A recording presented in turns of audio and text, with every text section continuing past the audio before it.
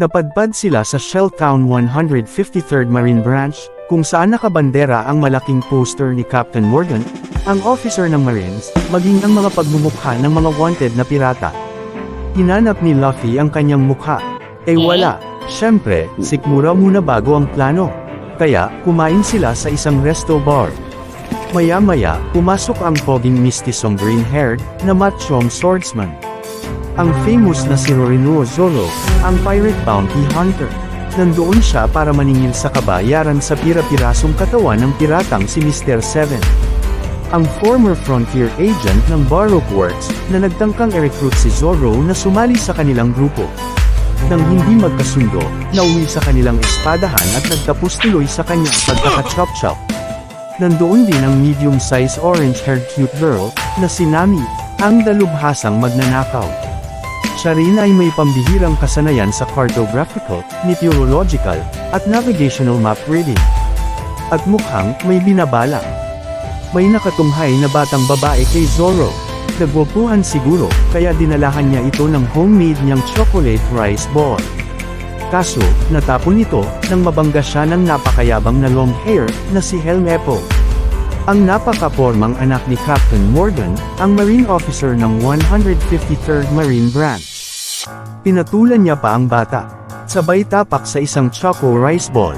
Nagpakita naman ng malasakit at appreciation si Zoro sa harap ng bata, tinikman niya ang kapirasong tinapakan na choco rice ball. Pinagsorry din niya si Helm Apple, pero ayaw niya, bagkus nagmayabang pa ito at naghamon ng espada. Pinaunlakan naman siya ni Poby at Pulbos. Sugod din naman agad ang ibang pangmarino. Maging sila din ay nakaranas ng hagupit na martial arts ng pirate hunter.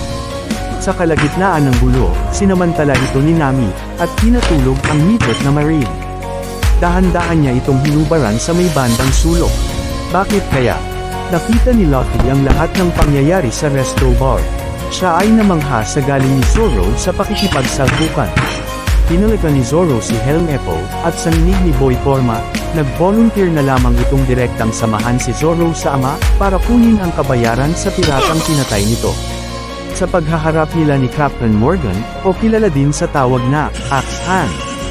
Bago niya makuha ang kabayaran, ay pinapili muna siya ng bagong career. Either, ang sumali sa pagiging Marine, dahil sa husay niya sa pakikipaglaban, o ang bunuin ang penalty ng nakagapos ng walang pagkain at tubig, ng 7 araw, dahil naman sa pag-atake niya sa mga Marines sa resto bar. Pinili ni Zoro ang penalty. Para sa kanya, ang 7 araw na pagkagapos, ay pabor, sa 7 araw ng kanyang pagpapahinga. Sa kalagitnaan ng init ng araw, nilapitan ng mapormang long hair ang nakagapos na pirate hunter. Pitbit ang espadang puti, tiniko niya si Zoro at dinali. Ano nga ba ang kwento ng puting espada ni Zoro? Bakit napaka-sentimental sa kanya nito? Sa Shimotsuki Village, 7 taon na ang nakalipas, kung saan nagsasanay ang mga kabataan sa pakikidigma, gamit ang samurai sword. May 2 kabataan na madalas paglabanin sa friendly match, dahil sa kapwa nitong husay sa samurai. Sa bawat match-up na ito, madalas matalo ang dihamak na mas matangkad na bata, laban sa may konting kaliitan lamang. At ito ay walang iba kundi ang batang si Roronoa Zoro. Ang kanyang katunggali, ang batang babaeng si Shimotsuki Kuina, na madalas din siyang bigyan ng advice. Lagi ikinapipiko ni Zoro ang pagkatalo. Matindi din kasi ang kanyang sariling ambisyon, na maging pinakamagaling na swordman sa buong mundo. Walang challenge sa kanya ang paggamit ng bamboo stick sword. Kaya, hinamon niya si Kuina, sa duwelong katanas, ang literal na katawagan sa Little Black Sword. Isang uri ng espada na may mahaba, matalim, at matalas ang gilid. Maihahalin tulad ito sa samurai sword, na may 26 inches na haba. Pinaunlakan naman ito ng batang babae. Sa kanilang pagtatapat sa napagkasunduan lugar at duwelo, inabutan niyang nagwa-warm up si Kuina, gamit ang personal niyang white katana sword. Nilabas naman ni Zoro, ang 2 nagtataliman niyang black katana swords.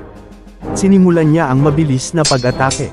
Mabilis din naman itong dinipensahan ng babaeng katunggali. Sa isang katana, laban sa 2, pabaliktad na inatake ni Kuina ang desperadong batang Zoro.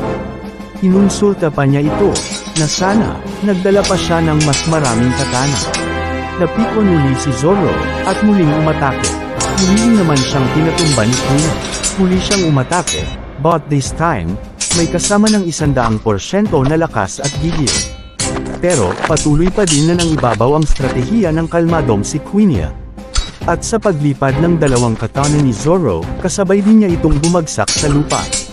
Sa pag-atake naman ni Quina, na-realize ni Zoro na hindi niya ito kayang talunin. Mas nanaisin pa niyang mamatay kaysa mabuhay sa kahihiyan. Pero not this time. Maaring natalo siya ni Quina, pero darating ang panahon na magwawagi din siya. May kasabihan na ang batang babae ay kayang talunin ang batang lalaki, pero hindi sa kanilang pagtanda. Kasabihan na hindi sinang-ayunan ni Zoro. Kaya, sa sinumpaang pangako ng dalawa, na kanilang pagbubutihan at ipagpapatuloy ang kanilang tunggalian. Hanggang isa sa kanila ang tanghaling World Greatest Swordman o Swordswoman. Ngunit, isang umaga, hindi sumipo si Quina sa lugar ng kanilang ensayo. Malungkot na ibinalita sa kanya ng kanyang Master Kushiro, na ama din ni Quina, ang biglaang pagkamatay nito dahil sa aksidente. At sa pagbibigay-pugay sa funeral ng kanyang kaibigan at katunggali. Hiningi niya ang pangangalaga sa white katanas nito, ang Wodo Ichimonji, ang ikatlong sandata ni Roronoa Zoro. Ang sandata ng magiging World Greatest Swordsman.